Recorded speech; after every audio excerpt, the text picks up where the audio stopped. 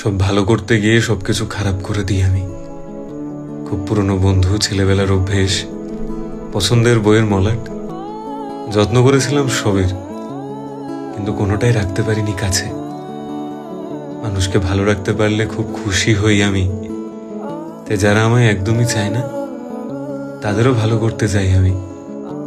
খানিকটা উদ্বাস্তু কিংবা অযাচিত অতিথির মতো ভেসে বেড়াই সবার জীবনে, তাই আমায় ঝেড়ে ফেলার ছুঁতো খোঁজে সবাই।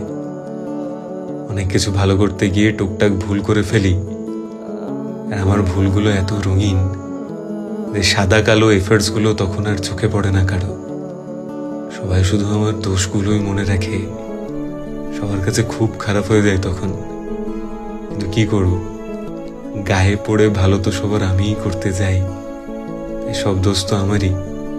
আমি তো এটুকুই পারি যে ভালো করতে গিয়ে সবার কাছে খারাপ হয়ে যায়। কি মজার না?